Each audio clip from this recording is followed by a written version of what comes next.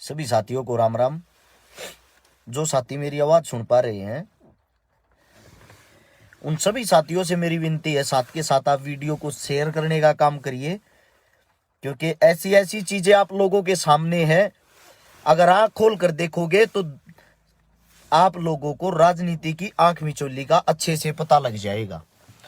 आप सभी साथियों से मैं हर्ष शिकारा बार बार आप लोगों के बीच आता रहता हूं। आप लोगों को, अपने भाइयों को समझाने की कोशिश करता हूं और साथ के साथ मेरे भाइयों को समझ आने की हो भी रही है।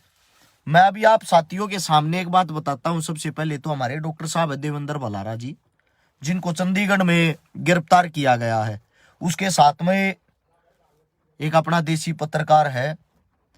हालांकि चलो हमारे तो हमेशा खिलाफ बोलिया आज तक, या उसकी स्ट्रेची रही हो, कुछ भी रही हो, हमारा तो यही इस समय पे, इस वक्त पर, बुरे वक्त पर कभी किसी की टांगे नहीं खींचना चाहिए। पहली बार भाई उसने हक की आवाज उठाई है, पहली बार उसने मेरी नजर में अच्छा काम कराया है। इस समय पर भाई साथ देने की जरूरत है हर एक साथी को। मेरा ये मानना है, बुरे वक्त में कभी किसी की टांग नहीं खींचनी चाहिए, उस वक्त में उस इंसान का साथ देना चाहिए।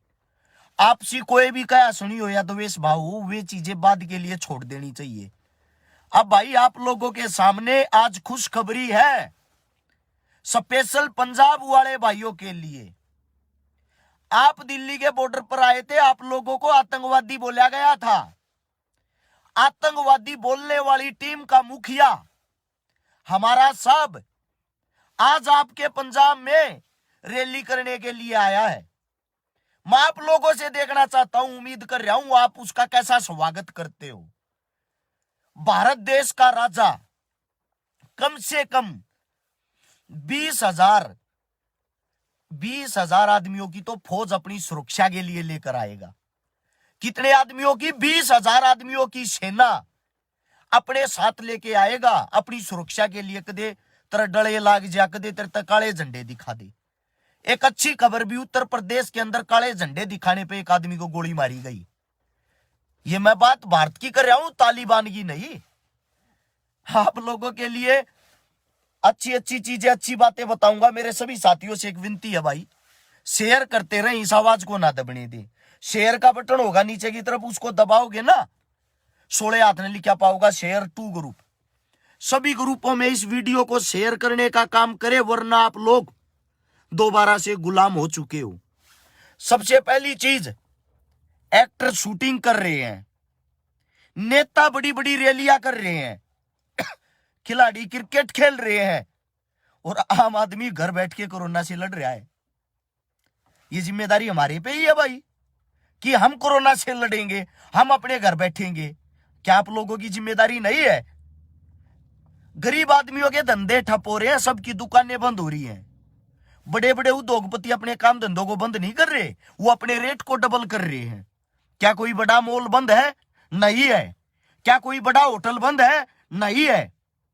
बड़े होटल को छूट है रात के 11 बजे तक की, गरीब आदमी को छूट है 5 बजे तक की। 5 बजे जब गरीब आदमी अपनी दुकान बंद करके अपने घर चला जाता है ना, फिर 5 से 11 बजे तक की जो 6 घंटे का टाइम होता है, उसमें डबल रेट में हर एक होटल खाना दे रहा है।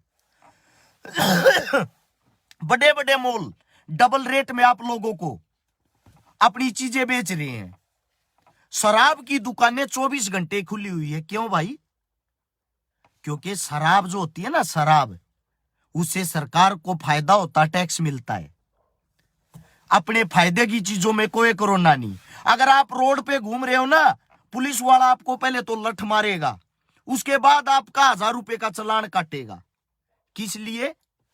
ये इतनी बड़ी रैलियां होती हैं, आज रैली है, रैली में 15, 20, 30 हजार आदमी जो इकट्ठे होंगे, वहां कोई मास्क की वैल्यू नहीं है। आपका कोई नेता मास्क नहीं लगाता, आप मास्क नहीं लगाते, आपकी पब्लिक मास्क नहीं लगाती, वहां कहां चला जाता भाई कोरोना? वहां कोरोना नहीं है। WHO की टीम भी ये खोज नहीं कर पाई है आज तक है। भारत देश के अंदर चुनाव और रैलियों में कोरोना क्यों नहीं हो रहा है? सबसे बड़ा सवाल है ये।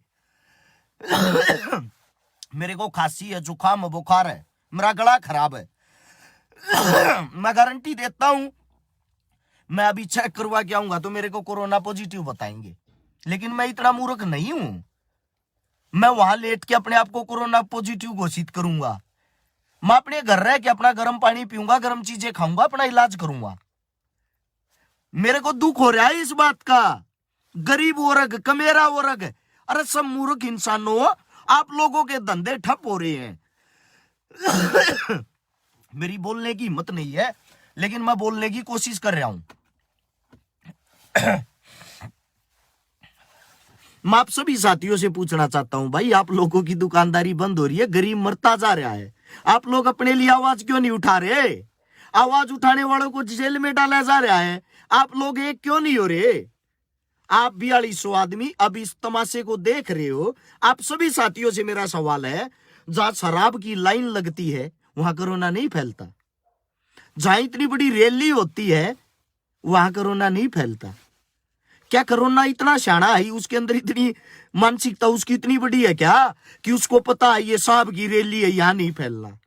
मैं मेरे पत्रकार साथियों से एक सवाल जवाब करना चाहता हूं, जो मेरे बड़े बड़े टीवी वाले पत्रकार साथी जो गोदी मीडिया है उनसे। अरे घटिया प्रवृत्ति के इंसानों, आप सबसे एक बात पूछना चाहता हूं, आप बार बार विपक्ष पे उंगलियां उठा रहे हो कि विपक्ष भीड़ जोड़ रहा है, कोरोना के चलते विपक्ष भीड़ जोड़ रहा है। आपके हिसाब से बोल के होने वाले प्रचार पे रोक क्यों नहीं लगा देते? वह क्या अपनी ऐसी तैसी करवाएंगे? उसके बाद वह क्या अपनी ऐसी तैसी करवाएंगे? कहां से कर लेंगे रैलियां? अरे एक काम विपक्ष करेगा, पक्ष किस लिए बनाया था भाई? मैं पक्ष वालों से पूछना चाहता हूं, पक्ष किस लिए बनाया था?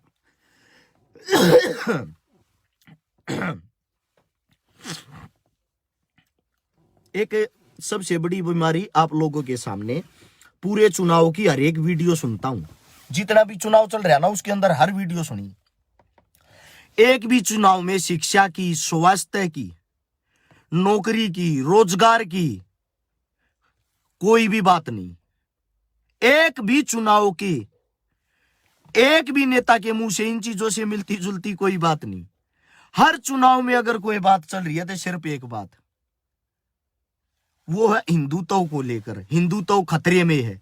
मैं आप सभी साथियों से पूछना चाहता हूं भाई, इस सरकार को 7 साल आए हो चुके हैं, क्या इन 7 सालों से हिंदुत्व खतरे में ही चल रहा है? सरकार आपकी, टीम आपकी, हिंदुत्व को उठाने वाले आप लोग, खतरा किसको है भाई?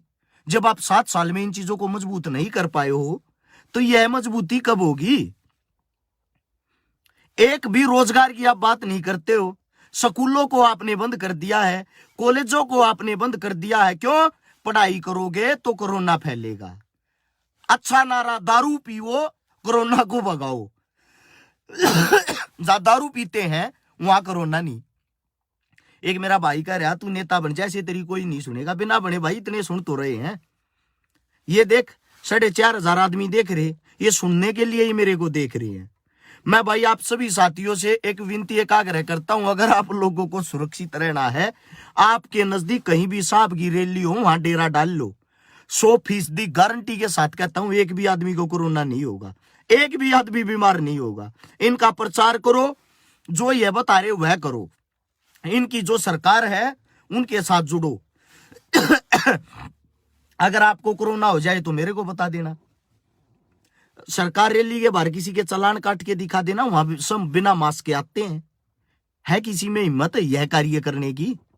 क्यों गरीब आदमी का नाश करते जा रहे हो? गरीब आदमी गरीब होता जा रहा है, आप उनका गला दबाते जा रहे हो। मैं भाई हर एक कमेरे वर्ग से, पिछड़े वर्ग से, गरीब आदमी से, मजदूर से, अरे क्यों मरते जाने लग रहे हो? क्यों गुलाम हो रहे हो? क्यों अपने घर में बैठे हो? इकट्ठे हो और विरोध करो इस मास्क का, और विरोध करो इस बीमारी का। अपने घरों से बाहर निकलो, मैं गारंटी के साथ कहता हूं आपका भाई सबसे आगे मिलेगा। आपका भाई सबसे आगे मिलेगा। बाहर तो निकलो घर से, एक आवाज तो उठाओ। सबसे पहले मैं मेरे सोनीपत के वासियों से कहना चाहता हूं, फिर मैं हरियाणा के वासियों से, फिर पूरे भारत देश से कहना चाहता हूं यह बातें। कब तक आप लोग गुलाम होते रहोगे? यह लड़ाई आप लोगों को लड़नी पड़ेगी, आपके हक की लड़ाई है। आप लोगों को मानसिक गुलाम बनाया जा रहा है और आप लोग बनते जा रहे हो।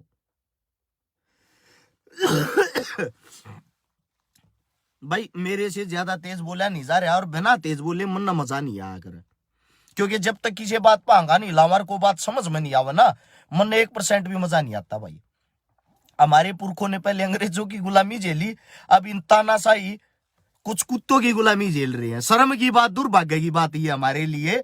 मैं आप लोगों को खुल के बताना चाहता हूं भाई कि आप लोगों का ऐसा हाल कर दिया है, शिक्षा, रोजगार, चिकित्सा, इन चीजों से दूर ध्यान लीजिए कि आपको उलझाया हुआ राम में, कृष्ण में।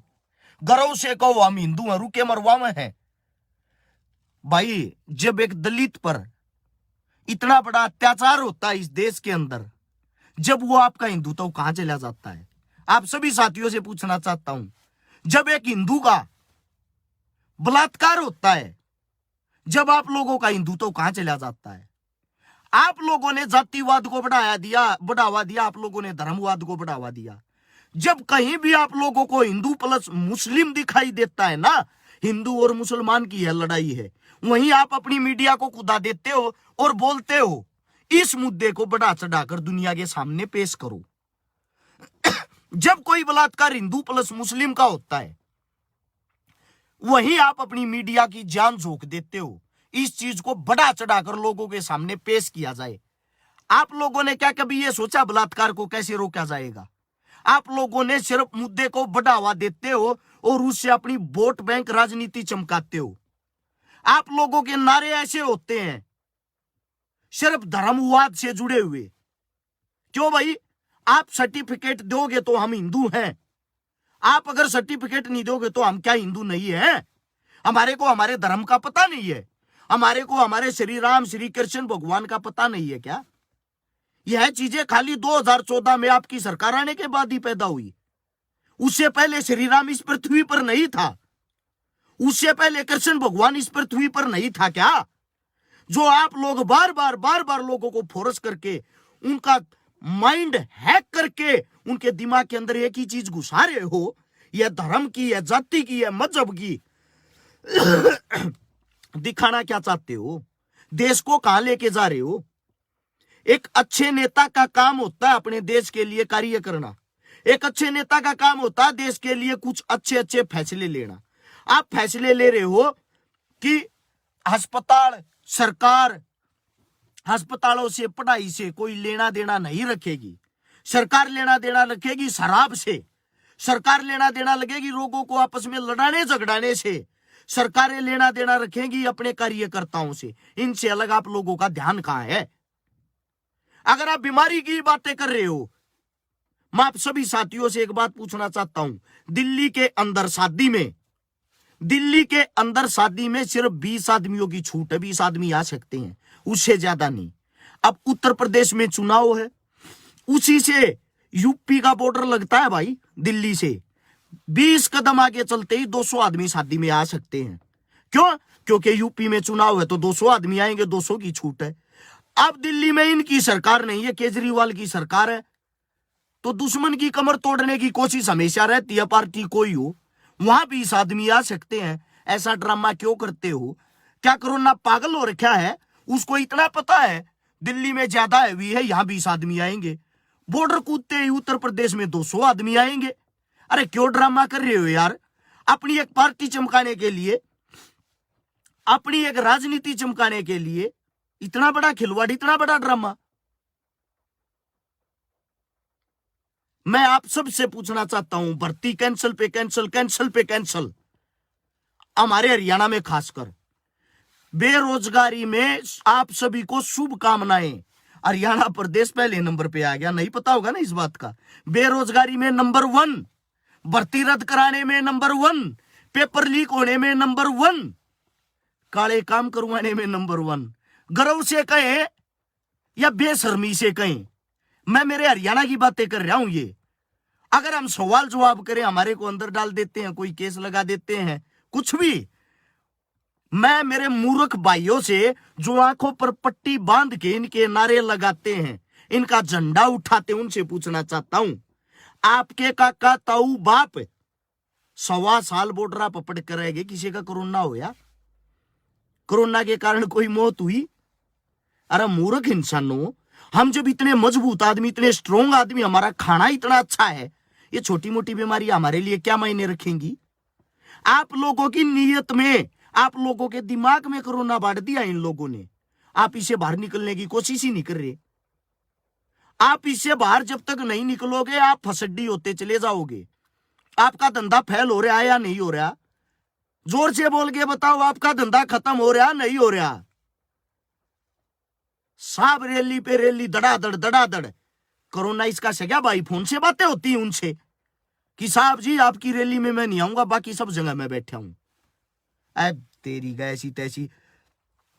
ये अभी भर्ती कैंसिल हुई है, वे जो भाई तैयारी कर रहे थे, उनके दिल आत्मा और उनके परिवार से पूछ के देखो कितना खर्चा करते हैं अपने बच्चों पे पढ़ाने के लिए।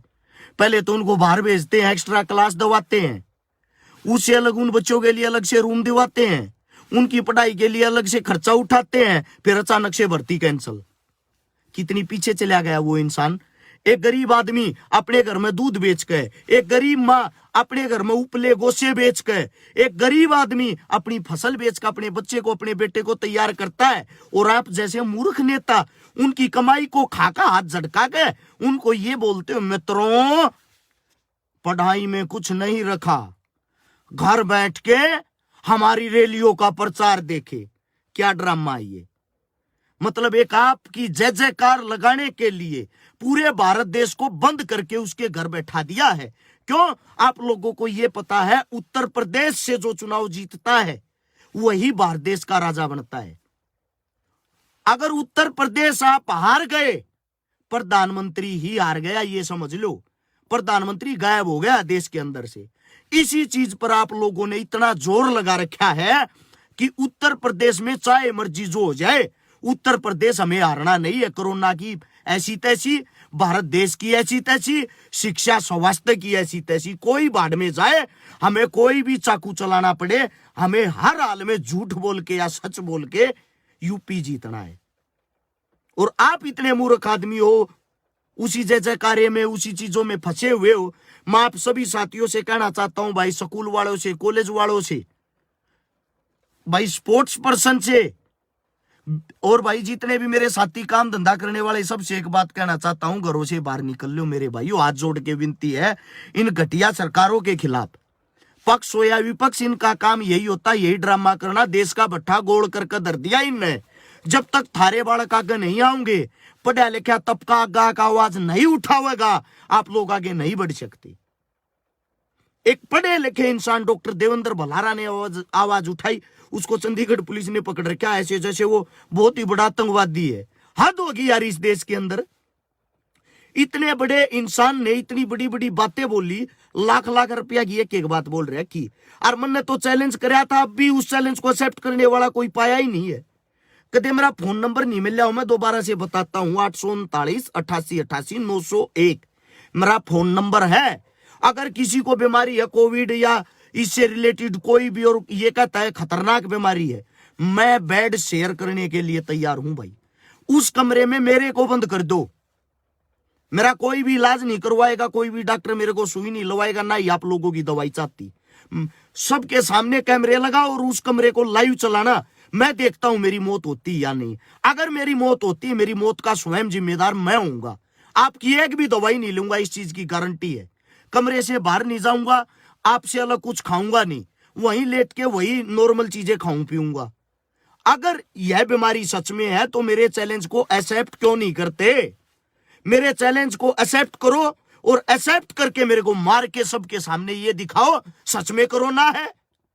अगर सच में कोरोना है तो इस चीज को एक्सेप्ट करने वाली सरकार या ये पत्रकार अभी तक क्यों नहीं मिल रहे? शायद यह वीडियो उन तक पहुंच नहीं रही।